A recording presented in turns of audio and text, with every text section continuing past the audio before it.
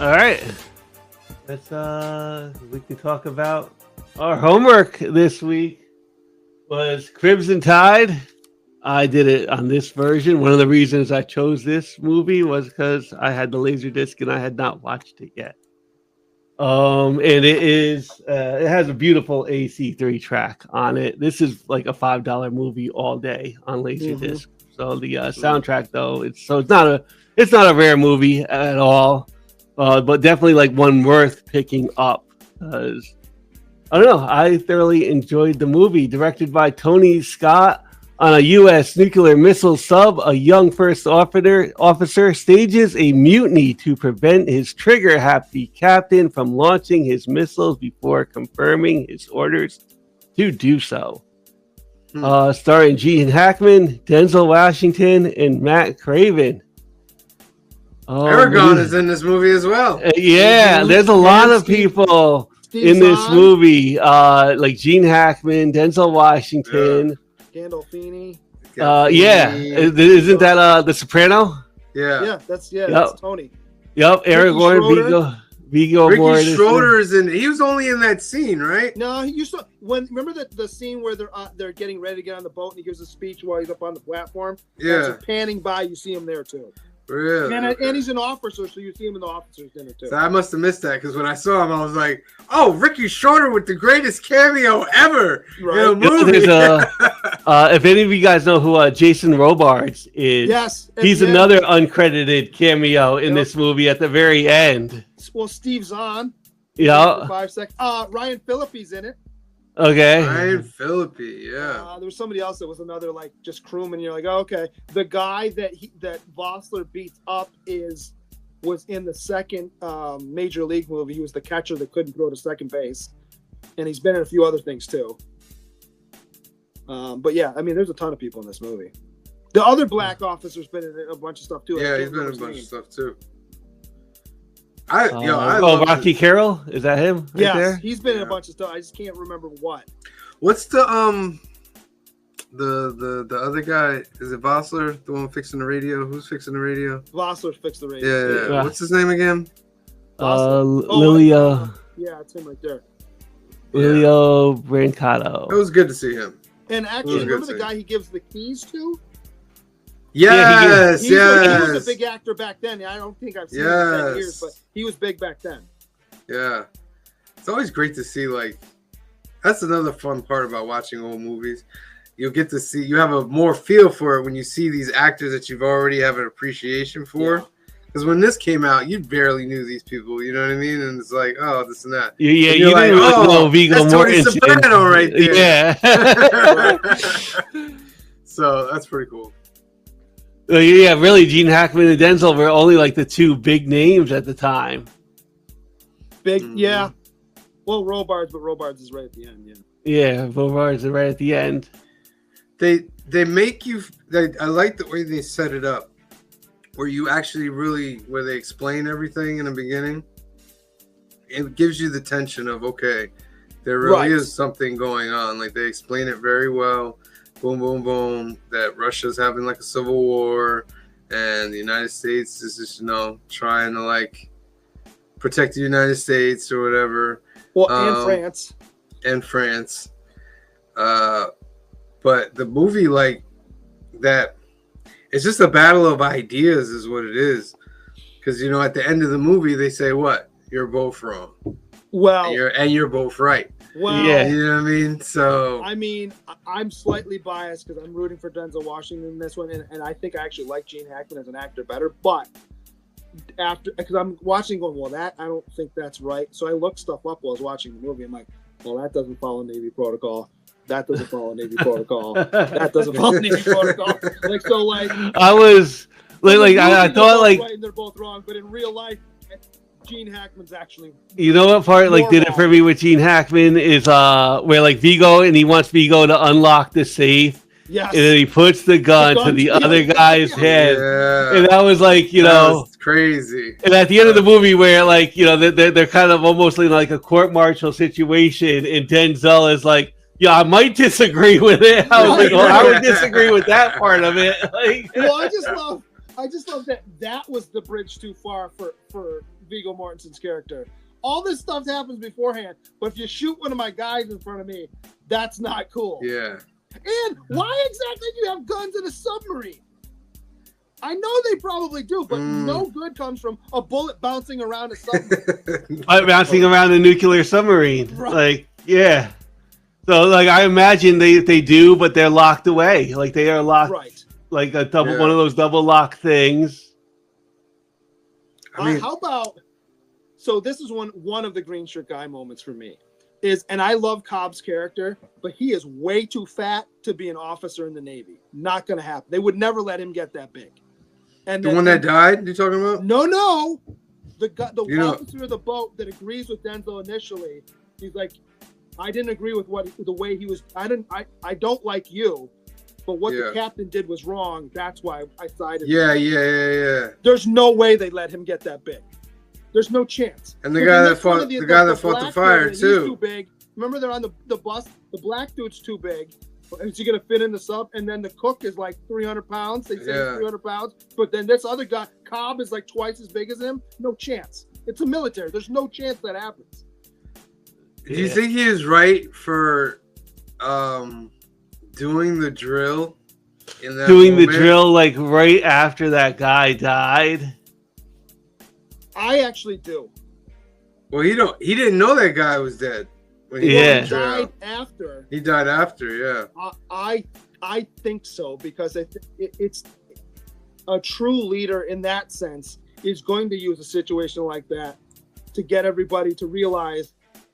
His point was, you never know what's going to happen. Chaos happens all the time. I agree with that. Let's use this in a non-actual threatening situation, you know.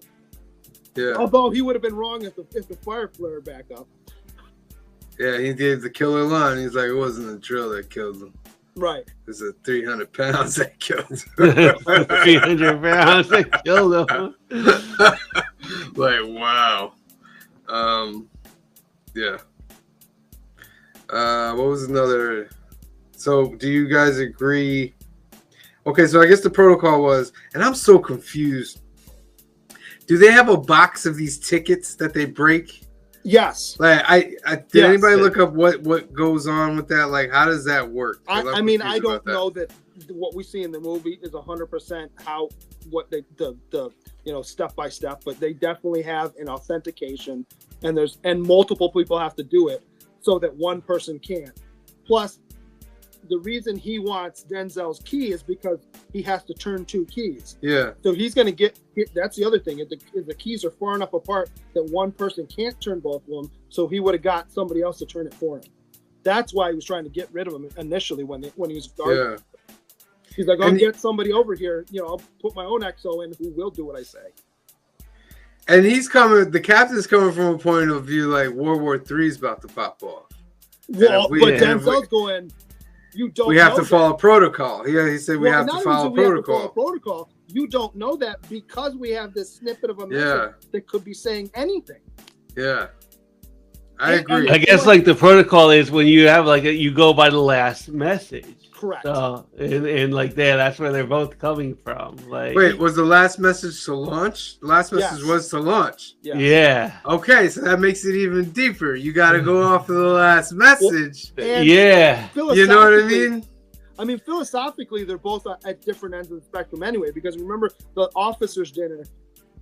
Hackman's like, no, we'll bomb them 3 times over. And what do you think the greatest evil is, or the greatest threat is? And Denzel Washington, I gotta move because I gotta plug this in. Sorry.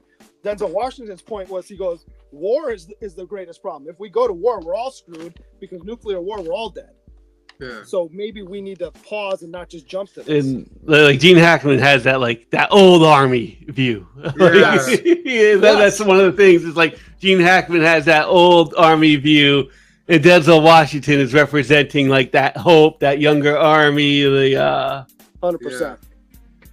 It's just wild. The whole they lock him up, and then which they would, and then the guy that's loyal to the captain, like breaking him out.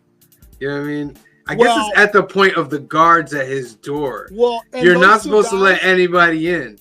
Those 2 guys would get in so much trouble. Yeah. So much so trouble. when you go back and review everything, who's getting in trouble? Like, is everybody getting in trouble because you all so did something that, you weren't so supposed to do? Before that, remember they're having the discussion on the bridge, and he curses at Denzel Washington like a few times, basically tells him shut the F up and a few other things. Yeah. It's against Navy protocol for officers to curse at each other. So much so that depending on severity, you could get discharged for that. That alone. That was probably Hackman. Like, I gotta throw an F-bomb in here. 100%. Like, but sir, Navy does not do that. But screw the Navy. We're making a movie here. 100%. Well, and so you know how we were talking about the authentication thing before, and they're like Echo Bravo, da da da da. How about when they authenticate that they're going to shoot missiles 1 through 5 and 20 through 24, and he's like SBLN. I'm like, well, wait a minute. You went Echo Bravo for all this other stuff, but this one, like, wait a minute. I was like, wait a second. And then it's like a triple. Okay, so they put the captain in the hole. Captain breaks out. Right. They put what's his face in, but then and he gets with them. Yeah, he gets a team, and then he goes back again. Like, this is all happening on a submarine. This is it was like, how was it? My dad explained, because I originally watched this with my father, like, and my dad was like, this is like mutiny and the counter mutiny and then counter mutiny. Well, it's only so it's not mutiny initially when Denzel does what he's doing. He's following Navy protocol and does by the letter of the law, sends him, imprisons, if you will, the captain. When the captain breaks out, that's fully mutiny. That's full mutiny. Fully mutiny. So then when he goes back, they're both mutinying after that. But initially, that's all right. What he did was actually following the letter of the law. And then he breaks out and he's still like gung ho. Let's fire these missiles. We got the order. Yes. And they like that's the other thing is there's also like a Russian sub down there, like straight up attacking them during all of this, which is great. to like add to like the tension. They're getting like torpedoes fired at them, so it like fries the radio. I guess it fired 2 torpedoes before it got one at the end. Yeah. Yeah. I love how he goes, why don't we fire now? He goes, because we're not at 1,000 meters yet, idiot. He's like, who'd you have to get on this ship? Right. And he's like, how did you not know that? How do you not know that? And you're in the weapons bay. Yeah. But yeah. So it's like for like this isn't like a very violent movie at all, but it is intense. Yes. Like it has a way of just being very intense and like keeping you on the edge of your seat as like this goes on. And why is it in all submarine movies? There's a lot of close-ups, which I'm okay with, but everyone's always sweaty. They're always dripping sweat. They're in close quarters, huh? Yes. Well, you're in close quarters, but you're allowed to smoke cigars on the thing. And everyone's smoking cigarettes in the different. Yeah, it's probably not the best right there. So I had to look that up because I'm like, that can't be right. This came out in '95. Yeah, it was not against Navy protocol until they banned it in 2010.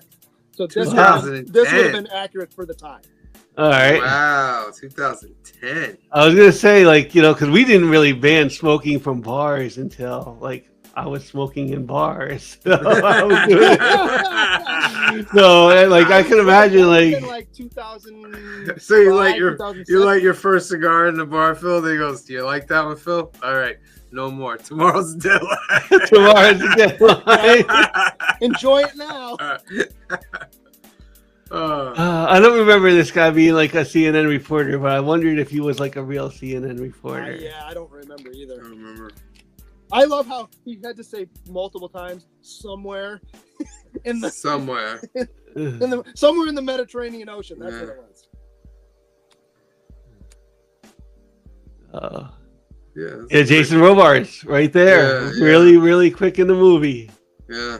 So they like the court martial scene was like really like interesting because they were like you both acted right and you were both wrong and it was like both of your actions were in the best interest of like America and the Navy.